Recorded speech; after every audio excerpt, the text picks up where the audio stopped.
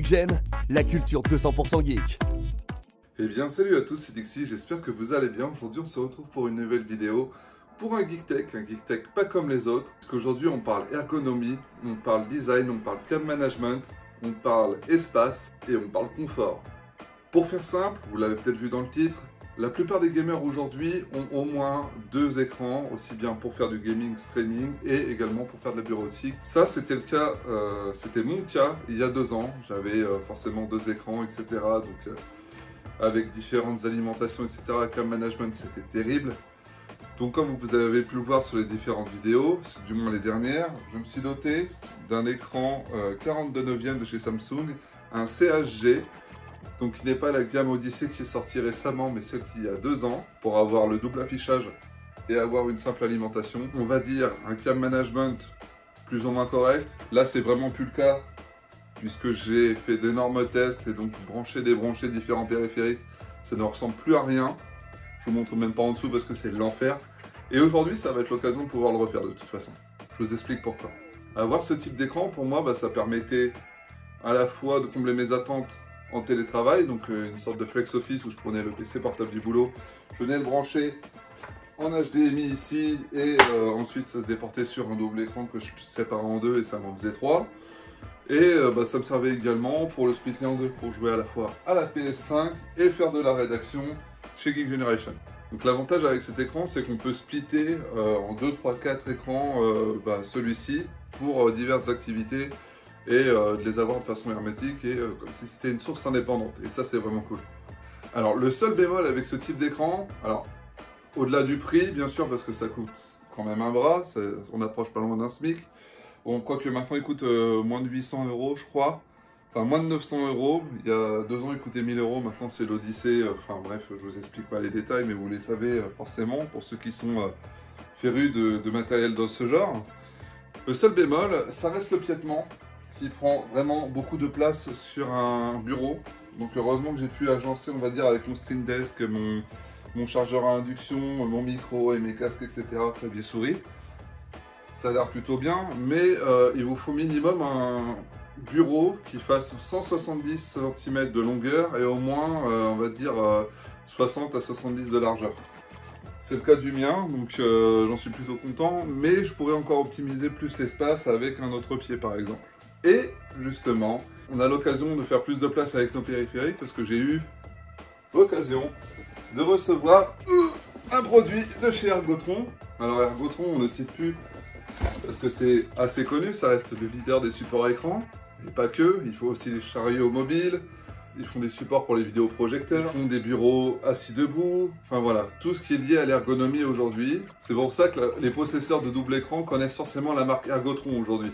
Je pensais pas avoir à faire cette vidéo aujourd'hui puisque je me suis dit qu'avec un tel écran, il n'y avait jamais j'ai jamais trouvé de support à écran adapté à celui-ci. Quand j'ai vu le pied, je me suis dit, bon, c'est impossible, on ne peut pas mettre de VESA et brancher un autre support en vue du poids qu'il fait. Et ben non, je me suis trompé. Ergotron propose aujourd'hui un produit que je vais vous déballer aujourd'hui et tester. Un bras de la gamme HX, donc qui convient justement à ce type de PC qui sont ultra wide, qui prend du 39 au 42/9. On va avoir l'occasion de l'installer, de faire du propre côté management et ça c'est plutôt cool. Donc c'est parti pour pouvoir installer ce support écran HX sur mon écran, sur ce bousin qui pèse quand même assez lourd. Donc pour vous c'est dans quelques secondes, mais pour moi c'est tout un démontage et du cam management, etc. Allez, c'est parti.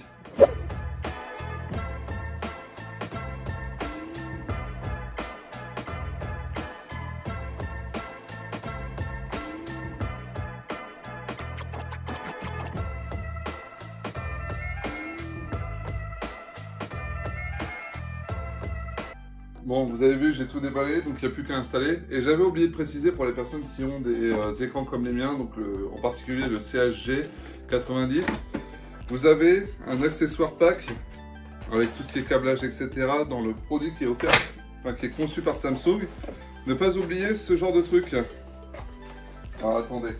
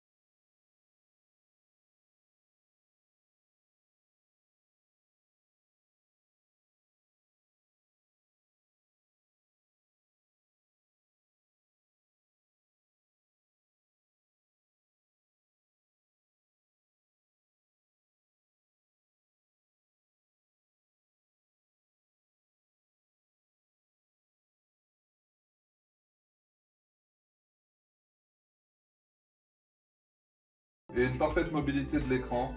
Je vais pouvoir le monter, le descendre. Alors le pied d'avant pouvait le faire, mais honnêtement j'ai beaucoup plus d'espace. Je suis convaincu que les supports écran c'est l'élément clé pour les gamers. On reste jamais plus d'une heure en fait, ou voire 2 heures sur son écran. Pour ma part, en accumulant le télétravail, Geekgen, le plaisir de jouer quand j'ai du temps libre, ça se traduit par 10 heures à peu près face à l'écran par jour. Et vous résumez ça à peu près à 5 fois par semaine, ce qui est énorme. Et le besoin de s'équiper correctement reste indispensable. Et l'ergonomie, ça ne passe pas que par le siège. Comme vous pouvez le constater ici, ça se passe aussi surtout au niveau de la hauteur de l'écran. Quand vous visualisez votre écran tous les jours, vous avez une certaine position, vous devez être incliné. Donc, comme je disais, Ergotron, c'est le leader du support écran pour les professionnels. Ils sont leaders, c'est pas pour rien, c'est parce qu'ils sont présents dans différents corps de métier, à savoir le médical, l'industrie, la finance, l'éducation et la bureautique. Et vous avez même des solutions sur mesure. Bref, tout ça pour vous dire qu'il y a forcément un support écran qui convient à votre besoin. Pour être sûr que votre setup soit compatible, comme je le disais tout à l'heure, Ergotron dispose d'un configurateur sur son site. Il suffit de mettre la référence de votre écran et vous avez tous les produits associés. Vous avez même les produits qui sont indiqués dans le package global de votre écran qu'il faut conserver pour pouvoir monter votre solution. Le dernier en date chez eux, toujours dans la gamme HX, c'est pour la gamme Odyssey de chez Samsung. Donc la version au-dessus de cet écran-là. Bon après je vous entends déjà dire qu'il y a beaucoup moins cher sur Amazon, je suis totalement d'accord avec vous. J'étais moi-même équipé d'un support double écran d'entrée de gamme, très bas de gamme avant pour combler mon besoin. Mais quand je vois le prix que j'ai mis dans cet écran là, je me dis qu'il faut forcément un support écran qui soit à la hauteur et qui puisse être de qualité et être sûr que le support se casse pas la gueule en vue du poids du bousin en fait. En tout cas, j'espère que cette vidéo vous aura plu. C'est vrai qu'elle est un peu spéciale que d'habitude par rapport au Geek Tech précédent parce que c'est moins orienté gaming, mais ça y ressemble forcément. Ça y touche en tout cas. J'espère que ça vous a plu. C'était Dixie. Peace tout le monde. Geekgen, la culture 200% geek. N'oubliez pas de vous abonner et de lâcher un pouce bleu. Et on lit tous vos commentaires.